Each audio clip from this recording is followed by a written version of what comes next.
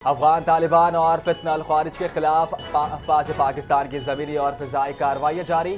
پاک فوج بارڈر پر کرم سیکٹر میں پاک فوج نے افغان طالبان کے خلاف کامیاب کارروائی کی۔ متعدد پوسٹیں تباہ۔ پاک فوج نے بھاری آرٹلری فائر کے ذریعے افغان طالبان اور فتنہ الخوارج کی پوسٹوں کو نشانہ بنایا۔ آپریشن غزل للحق اپنے مقررہ اہداف کے حاصل تک جاری رہے گا۔ پاکستان کے ہاتھوں بدترین ہزیمت، افغان طالبان رجیم کی میڈیا پر سچ کو چھپانے کی کوشش۔ افغان طالبان نے میڈیا پر دباؤ اور پابندیاں بڑھا دیں۔ طالبان نے صحافیوں کو خبردار کیا کہ وہ حملوں کی رپورٹنگ نہ کریں۔ پاکستان کی فضائی کارروائیوں کے مقامات اور تعداد پر رپورٹنگ ممنوع۔ ماہرین کے مطابق پابندی نے طالبان کی ناکامی بے نقاب کر دی۔ افغان میڈیا پابندی سے ظاہر ہے کہ طالبان کے ٹھکانے افغانستان میں موجود ہیں۔ ایران نے جنگ کے آغاز میں ہی جدید امریکی دفاعی نظام تباہ کر دیا۔ CNN کی تحقیق میں بڑا دعویٰ۔ ایران نے اردن میں نفس جدید امریکی تھرڈ میزائل ڈیفنس سسٹم کو ریڈار کے تباہ کر دیا۔ امارات میں بھی 2 مختلف مقامات پر تھرڈ سسٹم کے ریڈار کو نشانہ بنایا گیا۔ قطر میں ایک ارلی وارننگ ریڈار سسٹم کو تباہ کر دیا گیا۔ تحقیقی تجربے کے مطابق ایران نے کمیونیکیشن نیٹ ورک، ریڈار اور جاسوسی آلات کو نشانہ بنانے پر فضائی دفاعی نظام کو کمزور کرنے کی حکمت عملی اختیار کی۔ مشرق وسطی سے امریکی شہریوں کا انخلاء امریکہ کے لیے نیا چیلنج بن گیا۔ امریکی محکمہ خارجہ کا کہنا ہے خطے میں 2 لاکھ سے زائد امریکی موجود ہیں۔ 18,000 شہری مشرق وسطی سے امریکہ واپس پہنچ چکے ہیں۔ متحدہ عرب امارات میں 50,000، قطر میں 15,000، کویت میں 30,000 اور سعودی عرب میں 80,000 امریکی شہری مقیم ہیں۔ امریکہ نے ان ملکوں میں مقیم اپنے شہریوں کو نکلنے کی ہدایت کی ہے، لیکن فلائٹس دستیاب نہیں۔ ایران جنگ سے امریکی معیشت کو بڑا دھچکا لگنے کا خدشہ۔ امریکہ میں 2,000 ارب ڈالر کی سرمایہ کاری خطرے میں۔ فائنینشل ٹائمز کا دعویٰ۔ رپورٹ کے مطابق بڑے خلیجی ممالک امریکہ سے سرمایہ کاری نکالنے پر غور کر رہے ہیں۔ ان ممالک میں سعودی عرب، متحدہ عرب امارات، کویت اور قطر شامل ہے۔ تیل کی برآمدات رک جانے کی خلیجی ممالک کو بجٹ کی کمی کا سامنا ہو سکتا ہے۔ سرمایہ کار میں کمی آنے سے صدر ٹرمپ نے دباؤ بڑھایا ہے۔ ایران پر حملوں کے بعد خام تیل کی قیمت بڑھتے ہوئے $84 فی بیرل تک پہنچ گئی۔ چین نے ملک کی بڑی ریفائنرز کو ڈیزل اور پیٹرول کی برآمدات روکنے کا حکم دے دیا۔ امریکی میڈیا کے مطابق جاپان، انڈونیشیا اور بھارت سمیت کئی ممالک ریفائنرز کی پیداوار میں کمی اور برآمدات عارضی طور پر معطل کر چکے ہیں۔ ایران کی جانب سے آبنائے ہرمز بند کیے جانے کے بعد دنیا بھر میں تیل کی سپلائی معطل ہو گئی ہے۔ مشرق وسطی کشیدگی سے عالمی توانائی منڈی غیر یقینی صورتحال سے دوچار۔ امریکہ نے تیل کی عالمی منڈی پر دباؤ کم کرنے کے لیے روسی تیل کی فروخت کی عارضی اجازت دے دی۔ خبر رجا ایجنسی کے مطابق امریکہ نے سمندر میں موجود روسی تیل کی فروخت کی اجازت دی ہے۔ یہ چھوٹ صرف 30 دن کے لیے دی گئی ہے۔ مشرق وسطی میں جنگی صورتحال۔ 5 دن بعد پہلی پرواز کی پاکستان آمد۔ دبئی سے نجی ایئر لائن کی پہلی پرواز کراچی پہنچ گئی۔ پرواز 28 فروری سے دبئی میں پھنسے مسافروں کو لے کر ریلیف کے طور پر پہنچی۔ پرواز میں 300 سے زائد مسافر دبئی سے کراچی پہنچے۔ مشرق وسطی میں جاری جنگ کے باعث فضائی بحران شدت اختیار کر گیا۔ 5 روز کے دوران 8 ممالک کے منسوخ ہونے والی پروازوں کی تعداد 20,000 سے تجاوز کر گئی۔ ایران، امریکہ اور اسرائیل کے درمیان جنگ۔ پاکستان سے مشرق وسطی جانے والی پروازیں شدید متاثر۔ آج بھی 104 پروازیں منسوخ۔ کچھ پروازیں بحالی کی طرف گامزن۔ کراچی سے دبئی، دوحہ، ابوظہبی، شارجہ اور بحرین کے لیے آج 21 پروازیں منسوخ۔ لاہور سے Dubai, Doha, Sharjah, Kuwait, Dammam اور ابوظہبی سے 27۔ اسلام آباد سے دوحہ، ابوظہبی، بحرین، شارجہ اور دبئی کے لیے 29 پروازیں منسوخ ہو گئیں۔ پاکستان نے راس تنورہ پورٹ بند کرنے کے بعد بحیرہ احمر میں سعودی پورٹ سے تیل لینے کا فیصلہ کر لیا۔ ذرائع کے مطابق زائد تیل نکالنے کے لیے ملکی ریفائنرز کی حکمت عملی کی تیاری۔ پیٹرول بچت کے لیے ورق فراہم ہوگی۔ دیگر ذرائع سے LNG بہت مہنگی ہے۔ مہنگی LNG کے بجائے بند کندوؤں سے پیداوار لینے پر غور کیا جا رہا ہے۔ پیٹرول خریداری سنگاپور سے کرنے پر بھی غور کیا جا رہا ہے۔ ایران کے 200 اہداف پر حملے، امریکہ نے 72 گھنٹوں میں بیلسٹک میزائل کے ذریعے ذخیرے اور 30 سے زائد بحری جہاز تباہ کرنے کا دعویٰ کر دیا۔ امریکی سینٹرل کمانڈ کے کمانڈر ایڈمرل کارپر کی بریفنگ، کہا B-2 بمبار طیاروں کے درجنوں بنکر سے گہرائی میں دفن بیلسٹک میزائل لانچر تباہ کر دیے گئے۔ پہلے دن کے بعد سے ایرانی بیلسٹک میزائل حملوں میں 90% کمی آئی ہے۔ پاسدار انقلاب نے کولسٹرل بمبوں سے لیس خیر شکن میزائل سے اسرائیلی دارالحکومت تل ابیب پر حملہ کر دیا۔ اسرائیل کے خلاف حملہ آخری تک جاری رکھنے کا اعلان۔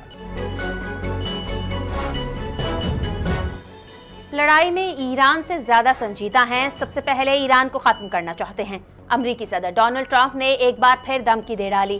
وائٹ ہاؤس میں گفتگو کرتے ہوئے صدر ٹرمپ نے کہا، ہمارے پاس ایران پر حملے کے سوا کوئی چارہ نہیں تھا۔ ایرانی بحریہ کو مکمل ختم کر دیا گیا۔ ایران کی میزائل اور ڈرون صلاحیتوں کو بھی ختم کیا جا رہا ہے۔ ہر گھنٹے ایران کے میزائل اور ڈرون صلاحیت کم کر رہے ہیں۔ ایران کے پاس اب نہ فضائی باقی ہے اور نہ ہی فضائی دفاعی نظام۔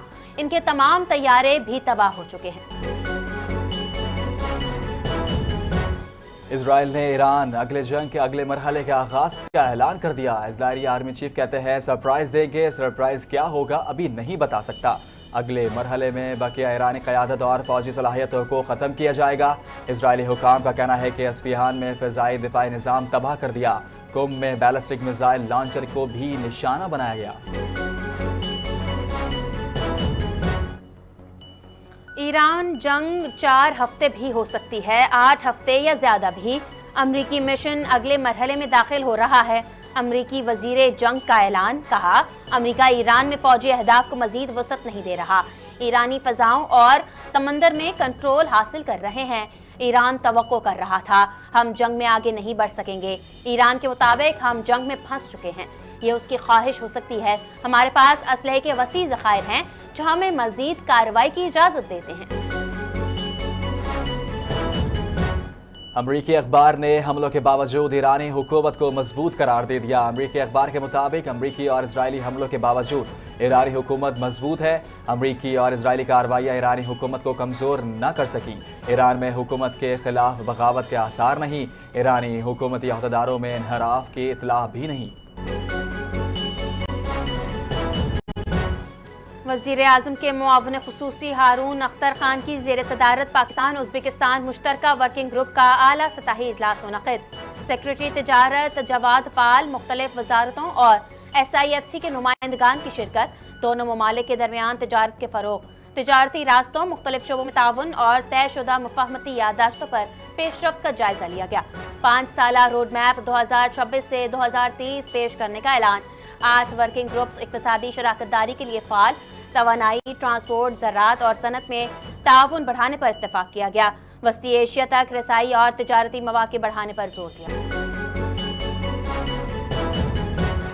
اسلام آباد بلدیاتی انتخابات میں تاخیر کا معاملہ، الیکشن کمیشن نے وفاقی وزیر داخلہ محسن نقوی کو طلب کر لیا۔ کیس کی سماعت 10 مارچ کو ہوگی۔ کاز لسٹ جاری کر دی گئی۔ الیکشن کمیشن کی جانب سے اس معاملے پر وزارت داخلہ کے سیکرٹری داخلہ، چیف کمشنر اسلام آباد اور دیگر متعلقہ حکام کو بھی طلبی کے نوٹس جاری کیے گئے۔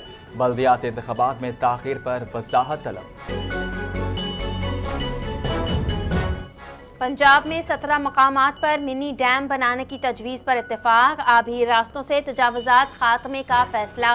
وزیر اعلیٰ مریم نواز کی زیر صدارت پوسٹ فلڈ انتظامات کے حوالے سے خصوصی اجلاس میں بڑے فیصلے۔ وزیر اعلیٰ پنجاب کا دریا کے گزرگاہوں میں تعمیرات کی پابندی پر عمل درآمد یقینی بنانے کا حکم۔ سدباب کے لیے مستقل مانیٹرنگ کی ہدایت۔ مریم نواز نے کہا دریا کے پیٹ میں تعمیرات کا باب ہمیشہ کے لیے بند کیا جا رہا ہے۔ چنیوٹ میں بند بنانے کے لیے فیسلٹی رپورٹ مکمل کی جائے۔ اصولی منظوری بھی دے دی گئی۔ وزیر اعلیٰ پنجاب مریم نواز نے انفلیٹ ایبل ڈیم ٹیکنالوجی متعارف کروانے کی ہدایت کر دی۔ وزیر اعلیٰ سندھ مراد علی شاہ کی جید علماء جعفریہ سے ملاقاتیں۔ صوبائی وزراء شرجیل انعام میمن، ناصر حسین شاہ، ضیاء حسن لنجار، ریاض شاہ شیرازی، سینٹر وقار مہدی، چیف سیکرٹری آصف حیدر شاہ اور IG سندھ جاوید عالم اردو بھی شریک۔ ہم مذہبی مواقع میں انتظامات پر مشاورت۔ ایران سے متعلق صورتحال پر عوامی رہنمائی پر گفتگو۔ وزیر اعلیٰ سندھ نے کہا ہے کہ ملک کو موجودہ حالات میں اتحاد، بھائی چارہ اور برداشت کی ضرورت ہے۔ سندھ حکومت اور علماء کرام مل کر امن و امان کی قیادت اور مذہبی ہم آہنگی کے فروغ کے لیے مشترکہ اقدامات جاری رکھیں گے۔ وزیر داخلہ سندھ ضیاء الحسن لنجار کی زیر صدارت امن و امان پر اجلاس، معاون اعلیٰ افسران اور ڈی آئی جی سمیت پولیس حکام کی شرکت۔ جمعے کے روز ممکنہ احتجاج اور سیکیورٹی اقدامات کا جائزہ لیا۔ قانون نافذ کرنے والے اداروں کو ہر صورت امن برقرار رکھنے کی ہدایت۔ عوامی اجتماعات اور احتجاجات کے دوران اسلحے کی نمائش نہ کرنے کی ہدایت۔ وزیر داخلہ سندھ نے کہا، عوام کی جان و مال کے تحفظ کے لیے تمام دستیاب وسائل بروئے کار لائے جائیں گے۔ کراچی میں رینجرز کی خفیہ معلومات پر کارروائی۔ شاٹ ڈاؤن فیز 3 میں آبرو گینگ سے تعلق رکھنے والے گروہ کے سرغنہ سمیت 4 ملزمان گرفتار۔ ملزمان کے قبضے سے 2 عدد موبائل فونز اور نقدی برآمد کر لی گئی۔ ترجمان رینجرز کے مطابق گرفتار ملزمان ساتھیوں کے ہمراہ کراچی کے مختلف علاقوں میں ڈکیتی اور اسٹریٹ کرائم کی متعدد وارداتوں میں ملوث ہے۔ ملزمان رضوان اسٹیل میل سے لوہا اور پیتل چوری کرنے میں بھی ملوث ہے۔ ساتھیوں کی گرفتاری کے لیے چھاپے گرفتار ملزمان کی غیر موجودگی میں کارروائیوں کے پولیس کے حوالے کر دیا گیا۔ کراچی والوں کے لیے اچھی خبر، میئر کراچی نے جہانگیر روڈ کا ایک ٹریک چند دن میں کھولنے کا اعلان کر دیا۔ بیرسٹر مرتضی وہاب نے جہانگیر روڈ پر جاری ترقیاتی کاموں کا معائنہ کیا۔ کہا، عوام کو درپیش مشکلات اور تکالیف کا مکمل اندازہ ہے، اسی لیے ہر ہفتے خود ترقیاتی منصوبوں کا جائزہ لیتے آتا ہوں تاکہ کام کی رفتار کو تیز رکھا جا سکے۔ آنے والے دنوں میں شہر بھر میں بڑے پیمانے پر ترقیاتی منصوبے شروع کیے جائیں گے۔ اب ہر کام شفافیت اور عوامی جواب دہی کے ساتھ مکمل کیا جائے گا۔ کراچی کے علاقے فیز 7 میں رہائشی عمارت کی چھت سے خاتون گر گئی، تشویشناک حالت میں اسپتال منتقل۔ شناخت 24 سالہ مریم کے نام سے ہوئی۔ پولیس کا کہنا ہے کہ متاثرہ خاتون اسی عمارت میں کرائے کے فلیٹ میں رہائش پذیر تھی۔ خاتون ابھی بیان دینے کے قابل نہیں۔ ابتدائی طور پر واقعہ اقدام خودکشی کا لگتا ہے۔ زخمی خاتون کے بیان کے بعد ہی مزید تفصیل سامنے آ سکے گی۔ حوالہ ہنڈی میں ملوث ملزمان کے خلاف FIA commercial banking circle Karachi کی کارروائی۔ حوالہ ہنڈی کے غیر قانونی کاروبار میں ملوث 3 ملزمان گرفتار۔ گلشن اقبال کراچی میں ایم ایس انفینٹی بلڈرز کے دفتر پر چھاپا۔ ملزمان کے قبضے سے 28,000 امریکی ڈالر برآمد۔ موبائل فون میں واٹس ایپ چیٹ سے شواہد حاصل۔ کارروائی ڈائریکٹوریٹ کراچی زون کی ہدایت اور نگرانی میں کی گئی۔ ملزمان کے خلاف فارن ایکسچینج ریگولیشن ایکٹ کے تحت مقدمہ درج، مزید تفتیش جاری ہے۔